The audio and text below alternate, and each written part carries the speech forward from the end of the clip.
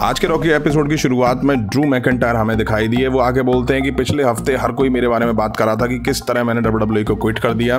कोई इस बारे में बात नहीं कर रहा था कि मैंने ऐसा क्यों किया। स्मैकडाउन की फिर एक क्लिप दिखाते हैं वो, जहां मैकइंटायर ने सीएम पंक को बुरी तरह से मारा था। अब ड्रू मैकइंटायर कहते हैं मैंने इस चीज़ की प्रे करी थी और मैंने इसे खुद करा है। आप सभी ने सीएम पंक के नाम की चैंट्स लगाई। मैं आप लोगों से थक गया हूँ। रेसलमेनिया और क्लैश एट द कैसल में उसने मेरी फैमिली, फ्रेंड और मेरी वाइफ के सामने जो मेरे साथ किया, मैं उसे भूल नहीं पाया हूं। आप फिर भी उसके लिए चैंट्स करते हो। आप लोग मेरे लिए नहीं हैं। मैं अब कैमरे में देखकर बात करूंगा। मैंने सिर्फ अपनी शान नहीं छीनी है, बल्कि ब्रेसलेट भी उससे मैंने ले लिया है। यह कोई नॉर्मल ब्रेसलेट नहीं है, इसमें उसकी वाइफ और उसके बकवास डॉग लैरी का नाम लिखा हुआ है। तुम मेरे कारण अब पेन में हो, तो मैं आगे भी ऐसा ही फील कराऊंगा। मैं मनी इन द बैंक में एंट्री करने वाला हूं और तुम दर्द में रहते हुए मुझे ये सब करते हुए देखोगे। ड्रू मैकइंटायर बोलते हैं मुझे नहीं आता कि अकेला कैसा लगता है। मैनेजमेंट और फैंस ने तुम्हारा वेलकम करा है, लेकिन मैंने सभी को बताने की कोशिश की थी कि तुम कैसे हो। ड्रू मैकइंटायर ने इसके बाद सीएम पंक का ब्रेसलेट पहन लिया। ड्रू मैकइंटायर कहते हैं तुम्हारे साथ तुम्हारा डॉग, वाइफ, फैमिली और काफी सारे लोग हैं। तुम इसके बावजूद दर्द में ही नजर आओगे। मैं तुम्हारे सामने वर्ल्ड हेवीवेट चैंपियन बनूंगा। और यही कह के ही ड्रू मैकइंटायर अपना सेगमेंट एंड कर देते हैं। इसके बाद हमें ब्रॉन ब्रेकर वर्सेस काइजर के बीच मैच दिखा। बढ़िया मैच दिखा इन दोनों सुपरस्टार के बीच में। वन साइडेड नहीं रहा ये मैच, लग रहा था वन साइडेड रहेगा। काइजर ने भी ब्रॉन ब्रेकर पे कंट्रोल बनाया, बट ब्रॉन ब्रेकर डोमिनेट करते हुए दिखाई दिए। वहीं ब्रॉन ब्रेकर स्टील स्टेप्स में जा घुसते हैं, तभी रिंग साइड शेमस आके काइजर को ब्रॉक किक देके ढेर करते हैं। अब शेमस काइजर को अनाउंस टेबल पे देने वाले होते हैं, तभी ब्रॉन ब्रेकर शेमस को स्पीयर देके ढेर कर देते हैं।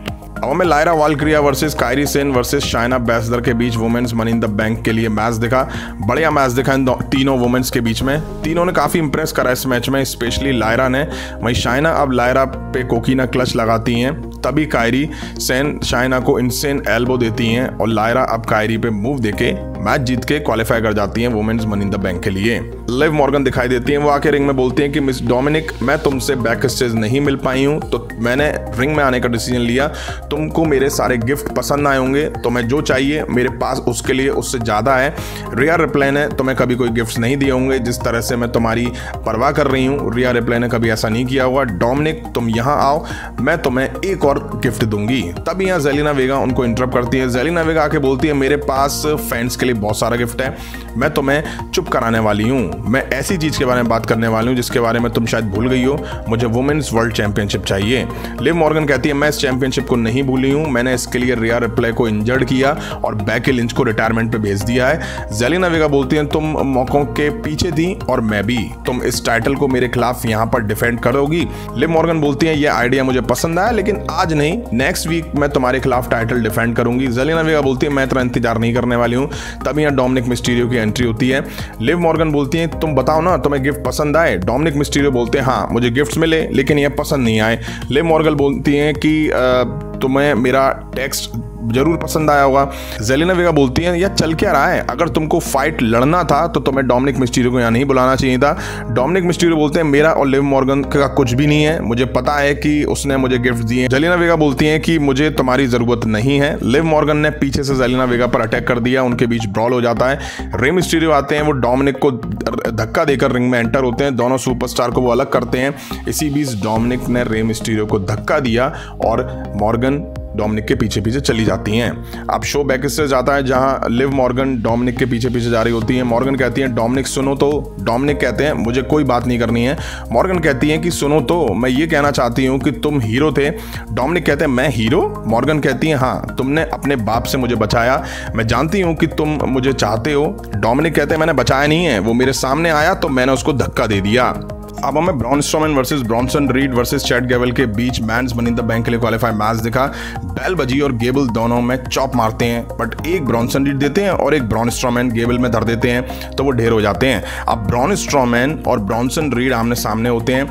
चैट गेबल ने जोर आजमाइश की दोनों पे, वहीं ऐसा लगा जैसे चैट गेबल घुन की तरह दोनों के बीच में पिस रहे हों। अब ब्रॉन स्ट्रोमैन ने ब्रॉन्सन रीड और गेबल दोनों पे कंट्रोल बनाया हुआ था, तभी यहाँ जजमेंट डे के मेंबर आके ब्रॉन स्ट्रोमैन पे बुरी तरह से अटैक कर देते हैं और उन्हें इक्वेशन से बाहर ही कर देते हैं। अब चैट गेबल ढेर पड़े ब्रॉन्सन रीड पे मूव देके मैच जीत ले जाते हैं और क्वालिफाई कर जाते हैं।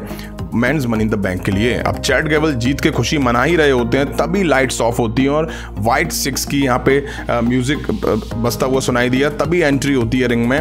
धुआं धुआं हो जाता है, निक्की क्रॉस रिंग के नीचे से निकल के रिंग पे आती हैं और फिर निकल के अनाउंस टेबल पे कुछ वो पैकेज वगैरह रखती हैं। चैट गैबल तो भाग जाते हैं और क्राउड के बीच में से होकर वो चली जाती हैं, बस यहीं ब्रेक हो जाते हैं। माइकल कोल उस पैकेज को ओपन करते हैं और उसमें एक टेप मिलती है जिस पे लिखा था प्ले मी।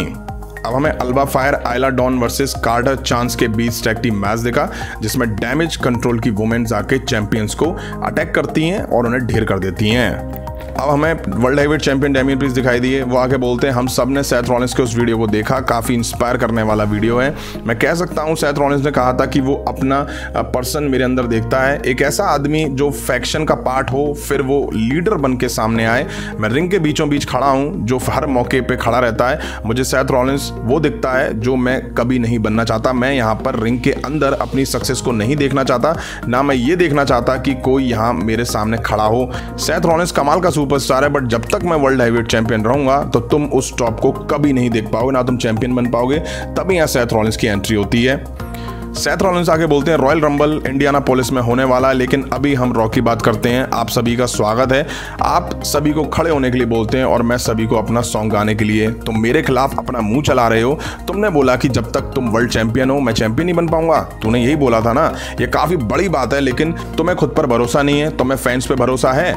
मैं तुमको इसका रीजन बताता हूं। तुम बोलते कुछ और करते कुछ हो। तुम अभी चीजें बोलते हो लेकिन फिर मैचों में तुम मदद यानी कि हेल्प उठाते हो। तुम जजमेंट डे और सीएम पंक की हेल्प लेते हो। डेमियन प्रीस्ट कहते हैं तुम सही बोल रहे हो, लेकिन मैंने किसी की हेल्प नहीं ली। सभी ने सामने से मेरा साथ दिया है। मैं वर्ल्ड चैंपियन हूं, मैंने हेल्प नहीं मांगी थी और जो हुआ मैं उसे बदल नहीं सकता। तुम्हारे पास अभी कुछ भी नहीं है। सेथ रॉलिंस कहते हैं अभी नहीं है, मैं इस चीज के लिए नहीं आया हूं, मैं यहां कुछ करने आया हूं। लास्ट वीक में आया था और तुमने आकर मुझे टाइटल मैच दिया था, मुझे भी तुम्हें कुछ देना है। अगर किसी तरह से मैं तुम्हें हरा देता हूं तो तुम्हारी इच्छा पूरी हो जाएगी। जब तक तुम चैंपियन रहोगे तब तक मैं तुम्हें चैलेंज नहीं करूंगा। अगर मैंने तुम्हें हरा दिया, वर्ल्ड हैवीवेट चैंपियनशिप जीत ली, तो फिर तुम जजमेंट डे को अलविदा कह दोगे, गुड बाय कह दोगे।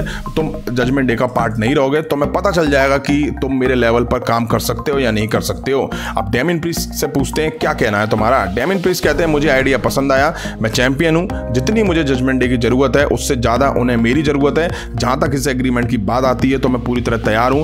तभी यहां गंथर की एंट्री होती है। वो आके रिंग में बोलते हैं मुझे पता है कि यहाँ कई सारी चीजें ऑन दी लाइन लगी हुई हैं।